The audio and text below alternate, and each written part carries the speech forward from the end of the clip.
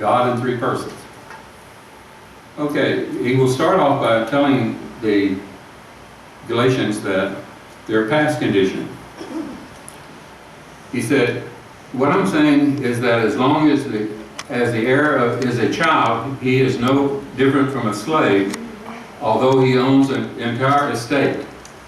Now what he's trying to do is he's trying to make an argument here, an analogy, an illustration, where as a child without Jesus, you're likened to a slave. Although you may become the heir of God, when you're in a childlike area, you're under the law.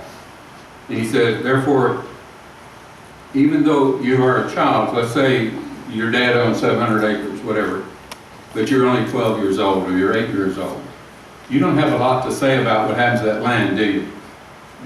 No. Even though it's going to be yours someday. And though he likens that then to spiritual children. You know where you're going, but you don't own it yet, you have no control over it yet. And therefore, you are subject then to the guardians and trustees until the time set by the Father. In Rome, in the Romans in those cases, in those days, the Father would determine your coming out age. He would determine when you were, quote, to be called an adult. And so he will use this because they'll be familiar with that kind of logic.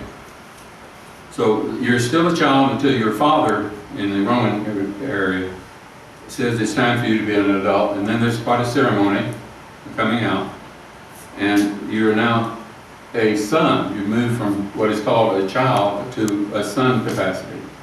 What age was usually used for coming out? Normally it's around 12 to 13. Normally. They didn't live as long as we did typically, so they become adults more quickly. So also when we were children, we were in slavery under the basic principles of the world.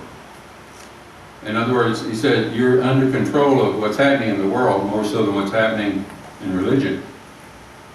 You're a child. And you do what the world has you do. A lot of you were born Baptist, okay? Some of you born Methodists, some of you born Catholics, and you are that because why? As a child, you took on the principles that you were under, amen? Mm-hmm. Yeah. Only when you became an adult did you make choices, spiritual choices in particular. So hopefully that is the logic that Paul is using to convince the Galatians, hey, you were a child, but you chose Jesus and you moved up. Okay? You're no longer under the principles of your birth, but you're now under the principles of your rebirth. You've been born again.